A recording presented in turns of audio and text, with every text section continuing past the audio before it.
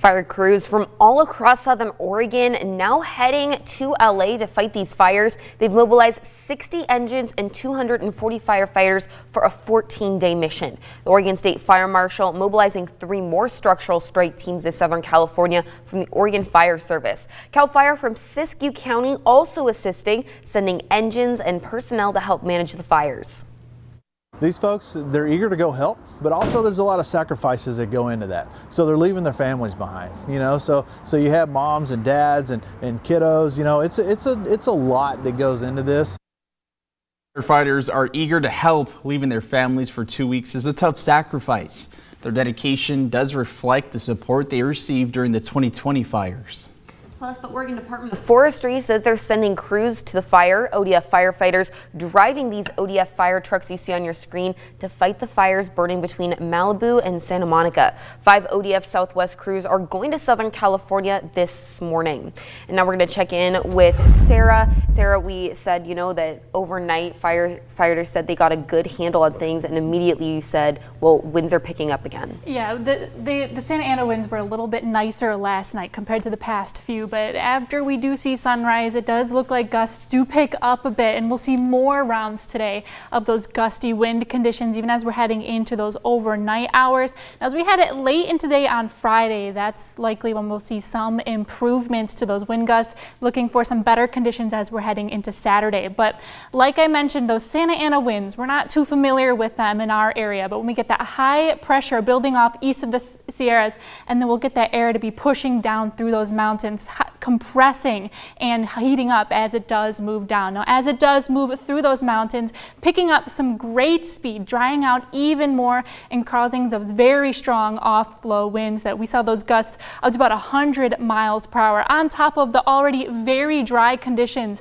that they're experiencing into Southern California. It wasn't great for those conditions. Now, like I mentioned, as we're heading later into the day on Friday, we could see some improvements to that fire red flag warnings. We'll continue to keep you updated with that forecast moving forward. But checking back in with what we're experiencing this morning, waking up with some areas of fog into our west side valleys. Temperatures also very cold, 33 degrees in Medford this morning. So heading out to class, you're going to see those very cold temperatures, but clear skies around the rest of the region. Along the coast, though, it is a bit more mild into the upper 40s in some areas. Checking in again with that fog this morning up to about a quarter mile in some areas. Now, for those high temperatures today, it is going to be a bit more warm thanks to those bright and sunny sky conditions. We could see our highs into our west side valleys a little bit lower depending on how long it does take those low-level clouds to break out, but we'll talk more about what we can expect even heading into our Friday. Well, we'll see a break in our pattern coming up in our next forecast.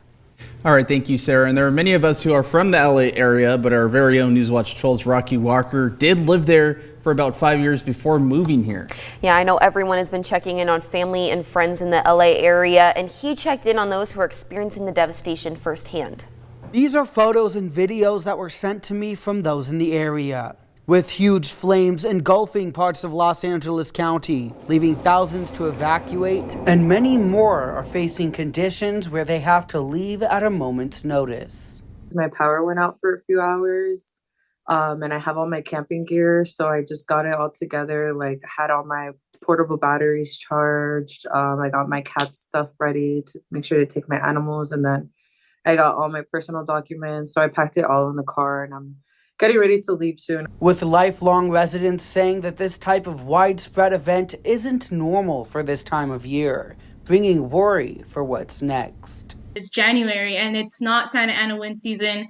It's not the season where we would normally expect these winds. So that's what's more so concerning, because these winds and these dry conditions are just going to continue getting worse and worse. Residents tell me they worry the fire will be changing the landscape of a concrete jungle for the worse. Our communities don't have too many green spaces already, and so to be witnessing one of the few that we have and that we enjoy frequently have to be burned in front of us, it's just really sad. A county of millions of residents with fires burning throughout. It's leaving those anywhere in the area left holding their breath for what can happen. We're really just waiting for that moment, just in case if we need to evacuate. We're pretty prepared to pack our things. We just don't know where we're going to go. If it it comes to that.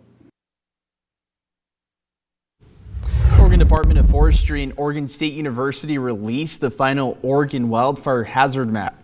That map demonstrates the majority of the state is at high fire risk. NewsWatch spoke with Oregon U.S. Senator Jeff Merkley about how the map impacts insurance for residents. Families that cannot get fire insurance may actually lose their mortgage because mortgages require you have insurance. So I'm bringing in the experts and trying to find a path in which we can have a solution. Senator Merkley did tell NewsWatch 12 that changing to renewable energy is a long-term solution. An electric bus caught fire in Grants Pass as crews worked quickly to put out the flames within 20 minutes. Go ahead and take a look at this video. These were the flames coming from multiple batteries on top of the bus there. The fire department says this is the first time they've dealt with an electric bus fire, and they say electric vehicles pose a new challenge. Contacted the workers here, asked them what their policy is for electric buses, because electric vehicles are very difficult to fight, and it's basically we let them burn. We just try to keep the fire from spreading anyplace else. We also chatted with Scott Chansey, the Josephine County Transit Manager, and Chansey says that each battery pack sends information 24/7, so they will check the data and find out what happened. He says crews will monitor the batteries to make sure they don't heat up again. JCT is shutting down the use of their other electric buses until their investigation with the manufacturer is complete.